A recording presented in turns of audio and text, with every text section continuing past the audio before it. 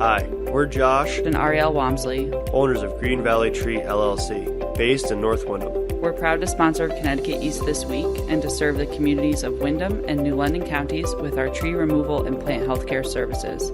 Visit our website at greenvalleytreeworks.com for a full list of our services or give us a call on 860-234-4041. We look forward to hearing from you. It's taken years for online gambling and betting to come to Connecticut, but it's taken just months for it to become a problem. And thinking of buying or selling your home, we find out what the market could be like in 2022 and whether it's still hot or not. Plus, we take a look at other stories making the headlines from around the region. This is Connecticut East This Week.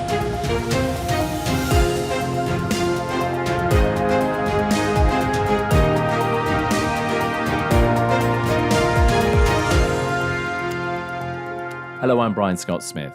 In October 2021, online gambling and betting became legal in Connecticut, and both the state's casinos and the Connecticut Lottery jumped on the online bandwagon with gaming partners to bring this new and fast-paced entertainment to the masses here in the state.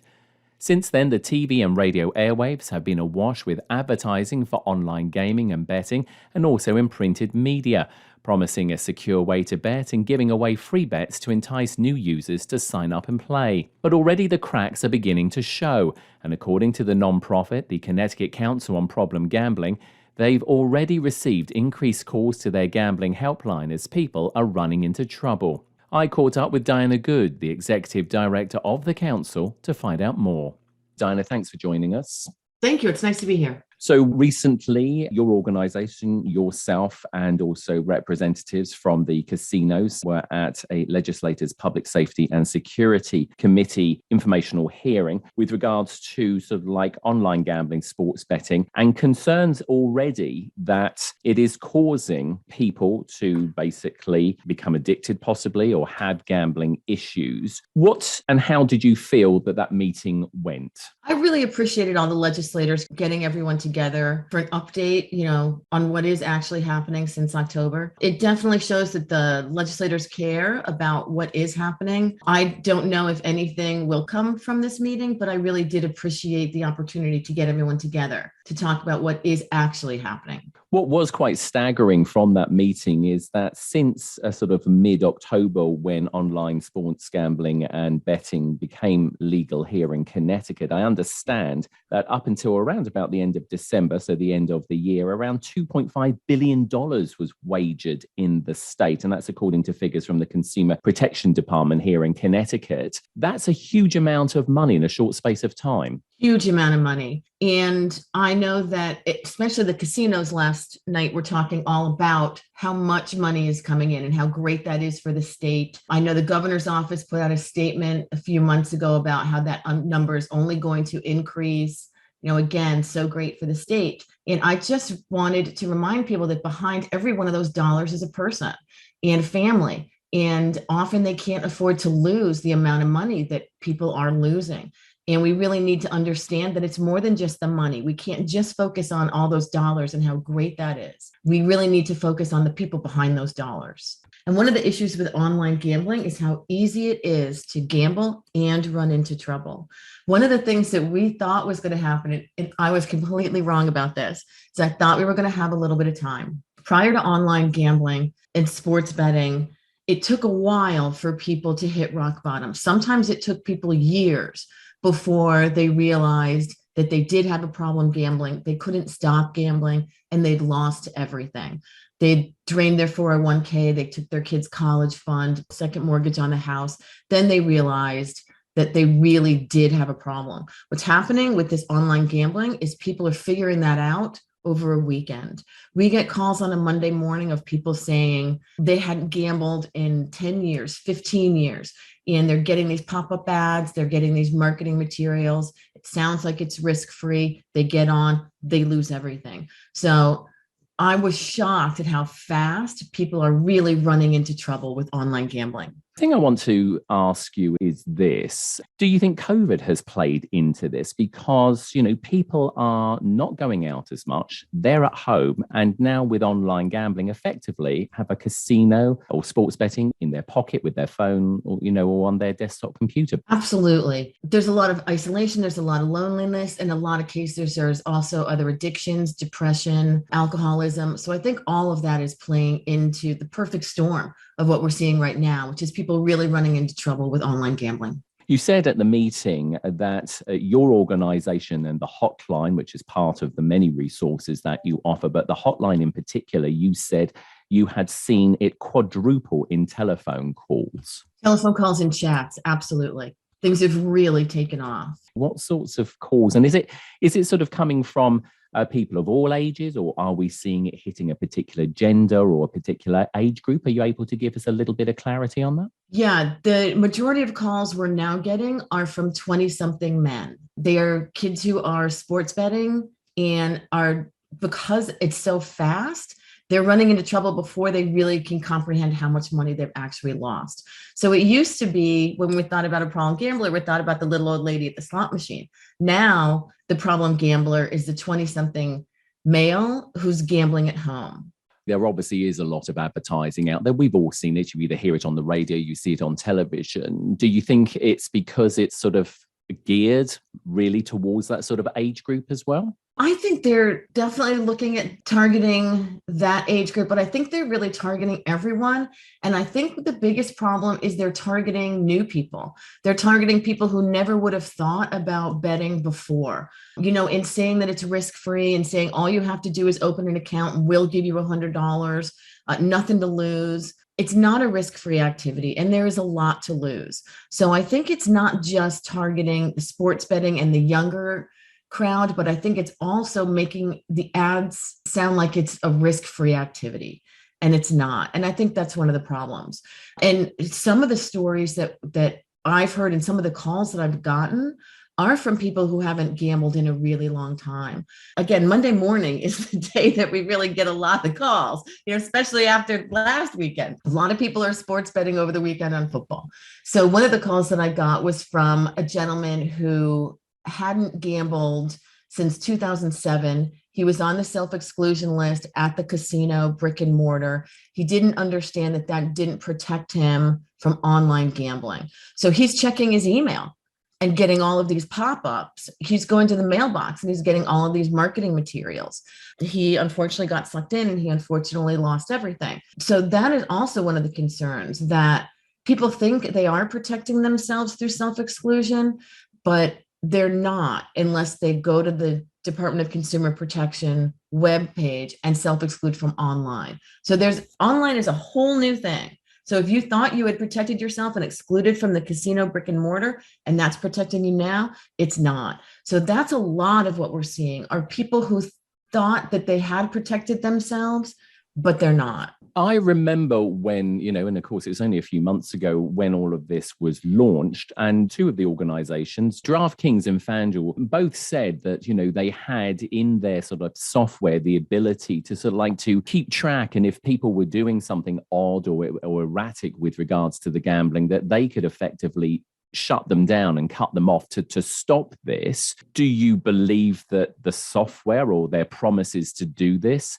are not holding up? I really don't know the answer to that question. And I think that's one of the problems. I think these companies are saying a lot of things, and I don't know if that's true or not. And one of the things that I thought was really interesting that came out yesterday, I don't know if it was from FanDuel or DraftKings, or Consumer Protection, was there's a lifetime loss cap of $2,500. If you lose $2,500, then you're shut down. I'd love to check that, but I don't have $2,500 to risk on that. So I don't really know how anybody verifies that. What were the casinos' reactions? Were you happy or not about, how the casinos reacted to this? Yeah. And I just wanted to add one thing about the online and the $2,500 cap, because another call I got from someone was from the father, and he was concerned about his 40-year-old something son and daughter-in-law, because he was a problem gambler and he had maxed out all of his credit cards online. And then he pretended to be her and gamble online.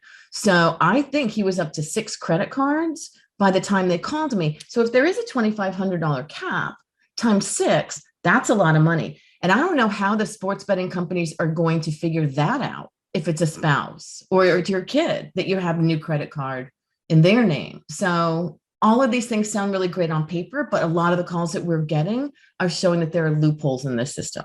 How did you feel that the casinos reacted to this? Because both of the casinos were part of this meeting. I believe that Rodney Butler, chairman of Foxwoods, sort of suggested that the fact that, you're getting these extra calls that, and as weird as this sounds, it's working, that, people obviously know to contact you if they have a problem. But do you accept that? No, because I can't advertise the helpline. So we don't know how many people are out there that don't know that there's a helpline. We think between 1% and 3% of the population in Connecticut has a problem with gambling. That's between 100,000 and 300,000 people. That's not the number of calls that we're getting to our helpline. So my concern is all of the people that don't know there's a helpline because we don't have the funding to advertise this helpline. That's really my issue. And when you look at the advertising that the operators are doing, I don't think that's very effective. I think it's shows like this that's getting the helpline out. All the press that we've trying to be doing to get the helpline out. I'm not sure it's because of the ads that they're running in conjunction with the ads saying that gambling is risk-free. And you're critical of these ads, even though legally they have to add in that piece about if you have a gambling issue. What's your beef about that? You can't read that print. If you're watching television and you see an ad for DraftKings, FanDuel,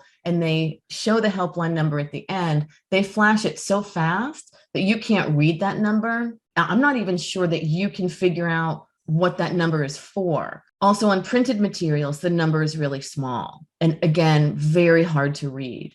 Certainly, we have an issue with the radio ads where when a radio ad is playing, it's full volume. But then when you get to the helpline, the volume somehow is cut in half. So you can't hear that helpline number. So theoretically, yes, they're adhering to what the guideline is, but practically, I really question whether or not they're making the effort to make sure that the helpline can be read. So sure, they're showing the helpline number, but is that enough when you can't read that helpline number? I would say no. They'd say no. According to legal, they're doing what they need to do. And I guess that's where my frustration is. Good enough? I don't think good enough is good enough for the people that are problem gamblers who are losing everything. I don't think good enough is good enough when you're making $25 million a month. We can do better. What are some of the things that you would like to see happen? And obviously this takes money as well, because, your organization does receive funding, but it probably could do with a lot more funding and I guess a lot more personnel. Well, yes. I don't know about a lot more personnel, but we'd love to get back to pre-COVID numbers. Before COVID, we had 5 people working at the council. Right now, we've got 3. We have plans to hire another person to help us with the helpline.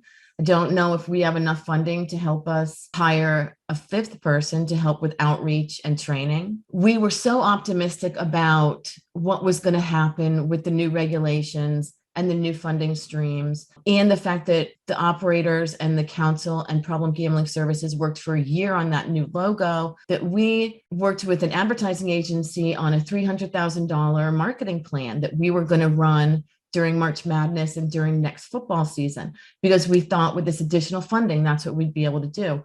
We can't do that. It's now a completely irrelevant document. What's the governor's office said about this? Because, of course, if we go back to all of these launches, the governor was very much front and center, at the launches at the casinos and obviously for online gambling. And, of course, the state is doing very well, thank you very much, from the money that these casinos and the online gambling is bringing in. Is there something that the governor's office needs to be doing? I don't know. We haven't been able to talk to the governor's office about this.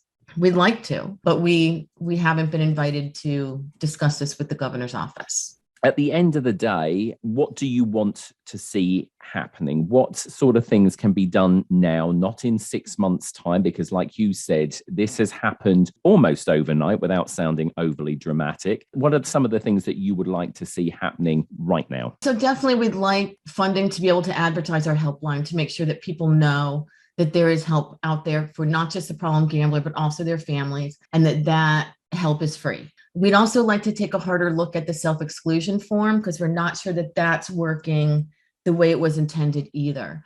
If you want to self-exclude from online gambling through the Department of Consumer Protection, they share that list with the casinos, and you're also self-excluded from the casinos. And we've gotten calls from people who understand how dangerous online gambling is. They don't want to online gamble.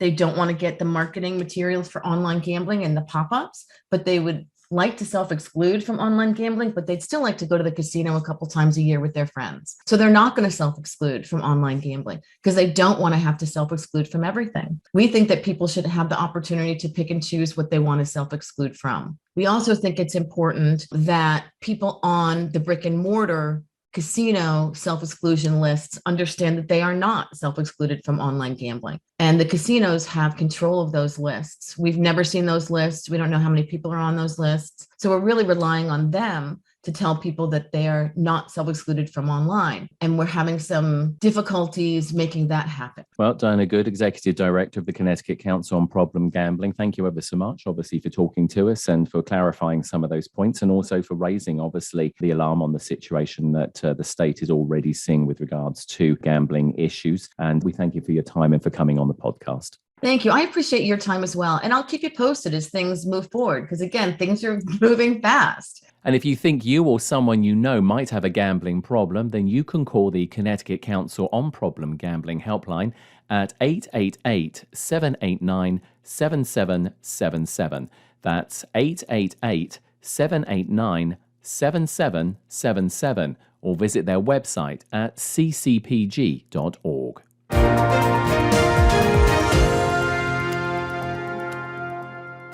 The housing market goes through cycles like everything else, and when COVID hit over 2 years ago, the market started to heat up and then exploded. House prices jumped and availability became scarce. So as we enter 2022, what's happening now? I spoke to husband and wife realtors Anne-Marie and Paul Bellanoit recently to get a temperature check.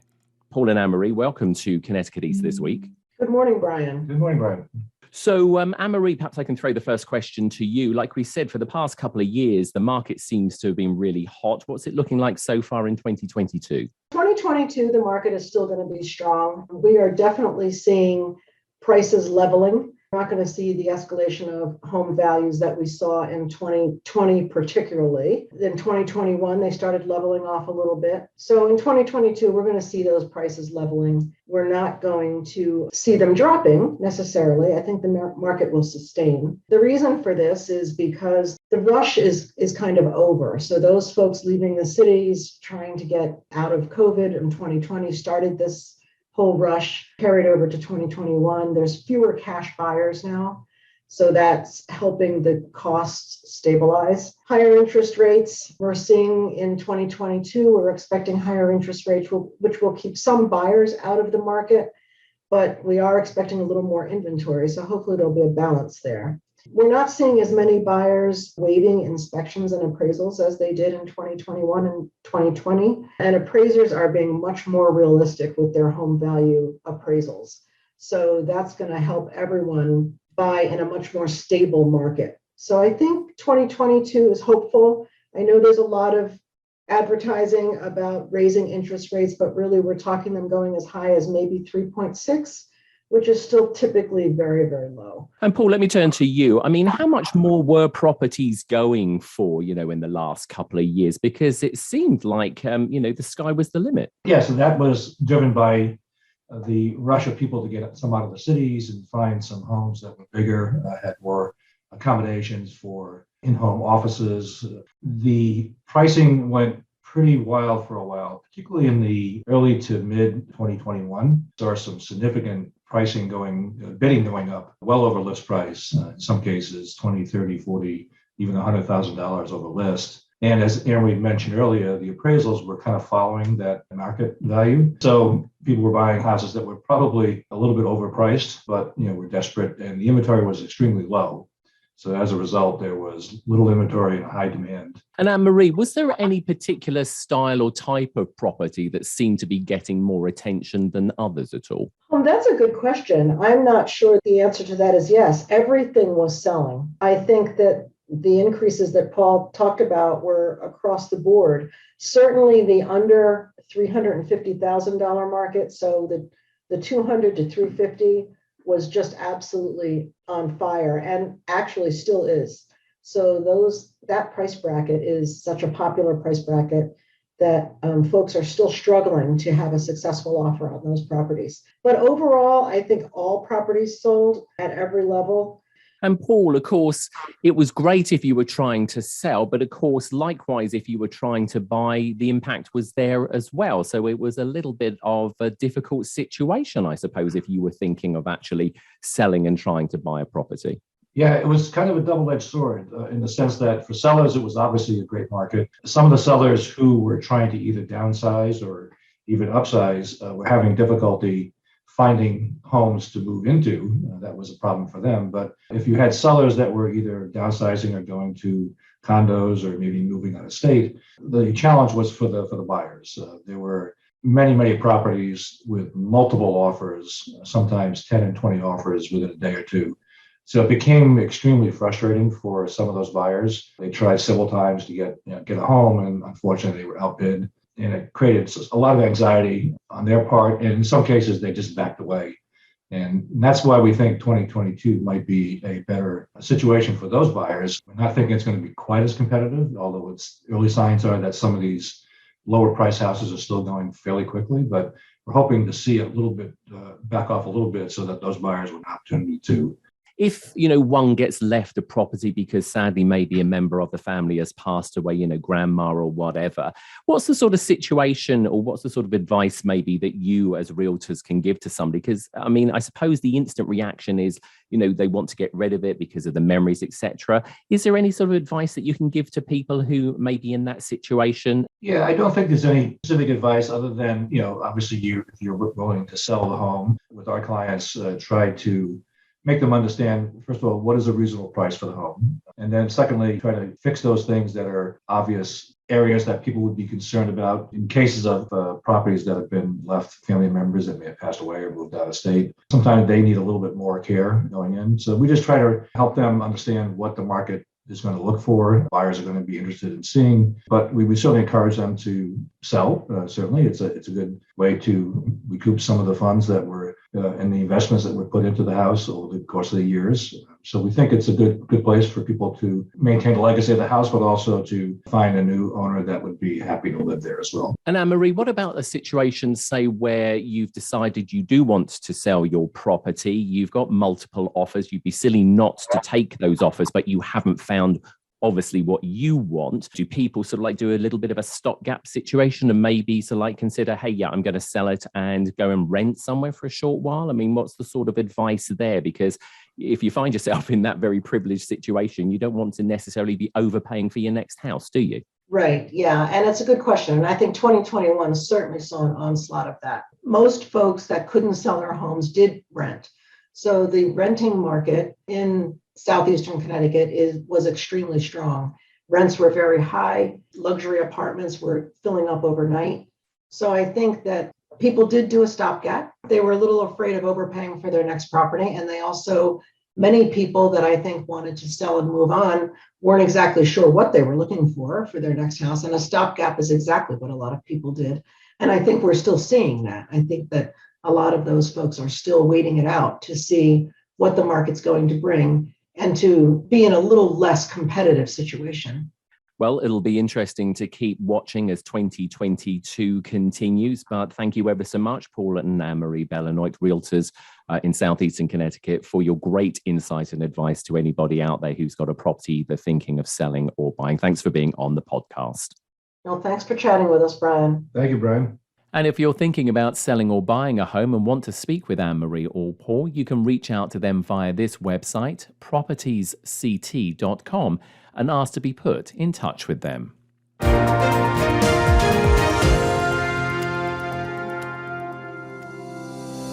Tree damage caused by high winds, hurricanes, or stormy weather? Green Valley Tree has you covered. We offer emergency storm service for residential, commercial, and even municipalities. From full removals, uprooted or broken trees, to broken and fractured limbs, no job too big or small. If you need immediate emergency service outside our regular business hours, call our emergency hotline at 860-966-5710 and visit our website at greenvalleytreeworks.com for details of our other services. Time now for a look at some of the other stories making headlines in the region recently. The Yukon Board of Trustees unanimously voted in Dr. Radenka Marek as the university's new interim president during their January board meeting. Marek takes over from Dr. Andrew Aguanobi, the university's previous interim president, who will leave in late February to join the private healthcare company Humana. Aguanobi thanked board members and had this to say about his time at Yukon. This is definitely, I would say, the most profound time in my career in terms of just feeling that the work is worthy of our best efforts.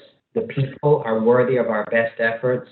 The state of Connecticut is worthy of our best efforts. And everyone involved with Yukon and Yukon Health. And so it's been a privilege to be a part of it. And Marek thanked Yukon's board for supporting her nomination and shared these words about outgoing interim president Aguanobi and his impact at the university. And is teaching our students not to fear. And what that means, recognize your call at any point of your life, do your best, feel comfortable that you have the skills and capacity to change and explore who you are. Aguanobi became interim president of the university just 7 months ago and was also the CEO of Yukon Health for 7 years. His departure came as a surprise to the university, according to Yukon trustee and board member of Yukon Health, Sandy Cloud. Connecticut submarine manufacturer Electric Boat gave their yearly legislative update to local and state leaders recently. The forecast from EB's president, Kevin Graney, was upbeat during the hour-long virtual presentation. Graney set out EB's future plans for submarine production, highlighting big growth for the company as they switch from building one class of submarine to another.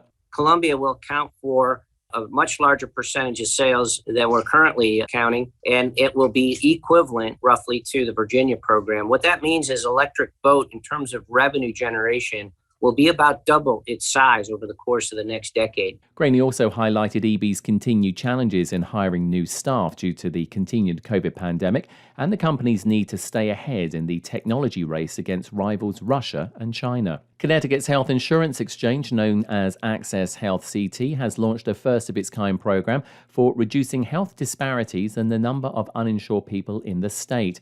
Emily Scott from the Connecticut News Service reports. Broker Academy will help people who live and work in historically underserved communities become licensed health insurance brokers. Beginning June 1st, the 3-month apprenticeship program includes mentorship from an experienced Connecticut broker, and the state covers the costs of training and exams. Broker Cesar Cortez, who will serve as a mentor, says it's about building trust in the healthcare system. And it starts with that individual person that we're looking to mentor from the community so they can go back to the community and provide that proper information. And it allows doctors and even services in Connecticut to expand because we're all on the right channel. We're all in the same program. Its focus on addressing health disparities comes after a February 2021 report showed Connecticut's Black and Hispanic residents face barriers to receiving medical services and have higher uninsured rates than white residents. I'm Emily Scott. And 3 new comfort dogs are joining the ranks of police departments across Connecticut, and all 3 of them are brothers. Skipper, Jules, and Hodges are 3 black Labradors trained by inmates in New York prisons for the Puppies Behind Bars organization for wounded veterans and first responders. Comfort Dog Hodges is now an officer at Waterford Police Station, and Community Engagement Officer Eric Fredericks, his new partner, said it's amazing how people react differently to him when he's out and about with the dog. You start interacting with people, and people approach us and they're like, "Oh, what is this?" And you explain what it is, and I interacted someone with them all, and they're like, "Oh, I'm not a huge fan of cops, and I can't believe this is a program." And we just started talking, so it already builds those conversations. Hodges' brother Skipper has joined the Colchester Police Department, and his other brother Jules has joined Southern Connecticut State University.